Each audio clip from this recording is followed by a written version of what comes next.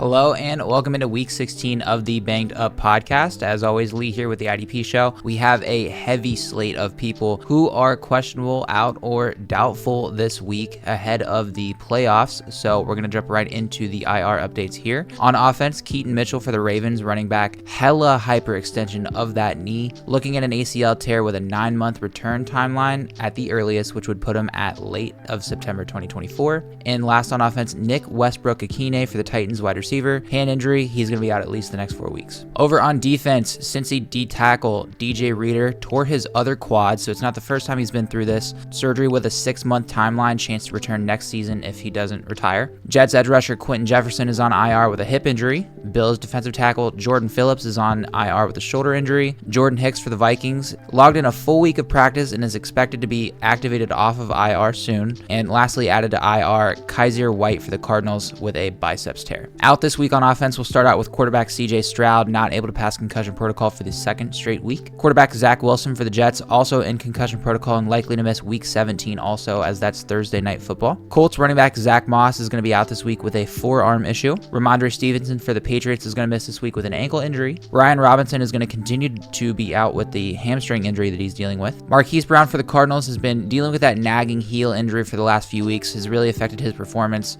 so he's out this week, and I'm not going to be surprised if the Cardinals shut him down for the rest of the year. Cincy wide receiver Jamar Chase dealing with a shoulder injury that he suffered a couple weeks ago. He's going to be out this week. Patriots wide receiver Juju Smith-Schuster is going to be out this week with an ankle injury, and a big one here, Keenan Allen for the Chargers is out this week with a heel injury. Over on the defensive side of the ball, quite a few names here. We'll start off with Jeffrey Simmons for the Titans. He's going to be out this week with a knee injury. Ogbo Okoronkwo for the Browns is going to be out this week with a pec injury, and he's also going to miss the rest of the season with that. Nick Bonito for the Broncos is going to miss this week with a knee injury. Joey Bosa is looking to return from IR, but has been ruled out for week 16. Edge rusher Frank Clark is going to miss this week with an illness. Devondre Campbell, Packers linebacker, is going to miss this week with a neck injury. Micah Hyde for the Bills, safety, is also going to miss this week with a neck injury. Juwan Thornhill, safety for the Browns, is going to miss this week with a calf. And a few other safeties here, Jabril Peppers, Minka Fitzpatrick, Jamal Adams, all dealing with the knee issues or hamstring issues. They're all going to miss this week as well. The only doubtful for this week is Christian Watson, Packers wide receiver. He's going to be likely to miss this week with a hamstring issue. So that takes us into our questionable designations. We'll start off with Trevor Lawrence, Jags quarterback, dealing with the concussion or ankle combo. He has cleared concussion protocol per reports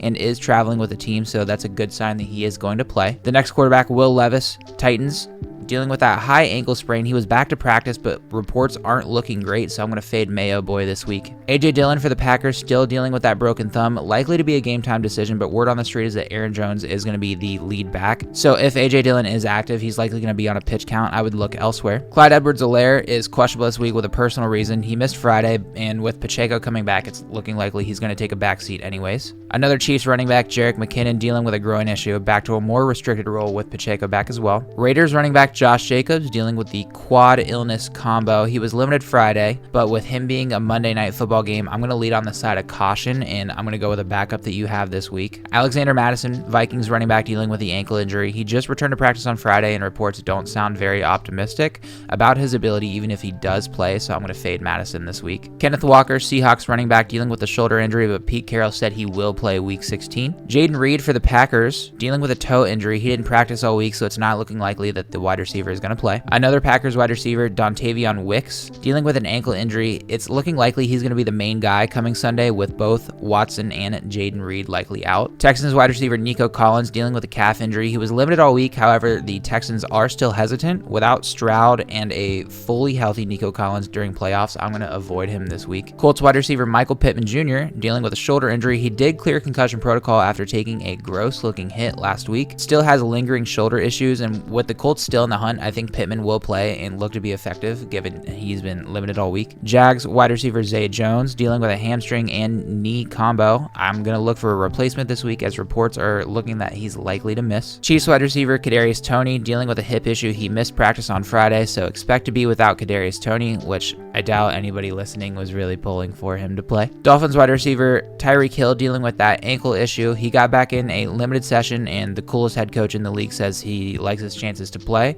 so I'm going to expect Tyreek for week 16. Devonta Smith, Eagles wide receiver, dealing with a knee issue. He did return back to practice on Saturday, so he is back on track to play on week 16. Cole Kmet, Bears tight end, dealing with a quad injury. He was added to the reports on Thursday. However, reports say that he's going to continue to hit dingers in the end zone. And lastly on offense, Raiders tight end Michael Mayer, dealing with a toe issue. He is yet to practice ahead of Monday Night Football, so I would look for a replacement. Over on defense, we're going to start off with Christian Barmore for the Patriots, dealing with a shoulder injury. He is looking likely to suit up week 16 if you need him. Niners defensive tackle Javon Hargrave, dealing with a hamstring injury. He got back to a limited session after missing practice on Wednesday and is expected to play. Edge rusher for the Raiders, Max Crosby, still dealing with that same knee situation as the past 3 weeks. He is expected to play. Dolphins edge rusher Emmanuel Ogbah, dealing with a hamstring injury. He was limited all week, but I do worry about production and a possible snap count there. Texans linebacker Denzel Perryman, dealing with the Achilles issue, limited all week and should be good to go. Patriots linebacker Juwan Bentley, again, still dealing with that same knee injury for the last few weeks, and nothing is going to change, so expect the same thing from Juwan Bentley this week. Eagles linebacker Zach Cunningham, dealing with a knee issue. He hasn't practiced all week ahead of a Christmas matchup. I don't want to trust it. I'm going to find a different option. Malik Hooker, Dallas Cowboys safety, dealing with the ankle issue. A return is looking likely for week 16. However, I would temper expectations as he's been limited all week. If you have a higher upside option, I would go that route. Jair Alexander, Packers cornerback. Don't even think about playing him if the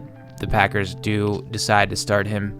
He's been out 6 straight games and still limited, so stay away from Jair Alexander. Jags safety Andre Sisco, still dealing with a groin injury. After missing last week, he did log in a week full of limited practices. Looking likely to return, but be weary for production as he's not 100% there. Dolphins cornerback Xavier Howard, dealing with a hip issue. He logged in back-to-back limited sessions this week, giving him a chance to be available. If you have a healthier option, I would look that way, but if you feel strongly about playing Xavier Howard, then go for it. Another Dolphins defensive back here, safety Javon Holland. He's missed the last 3 weeks coming off an MCL sprain. He's been limited all week. He's viewed as a game time decision. Again, I'm not going to take that chance, especially in the playoffs, so I'm going to look elsewhere this week. Jets safety Jordan Whitehead has been limited all week with a knee injury. However, his chances to play are pretty good, and I feel good about his productivity, so play him if you need him. And lastly, Antoine Winfield Jr., Bucks safety, dealing with a calf injury. He didn't practice on Friday, so I'm going to fade Antoine Winfield Jr. this week. That's all I've got for you this week. Thank you so much for tuning into week 16. I hope your playoffs go well. I hope you guys win every single matchup and win all that money out there.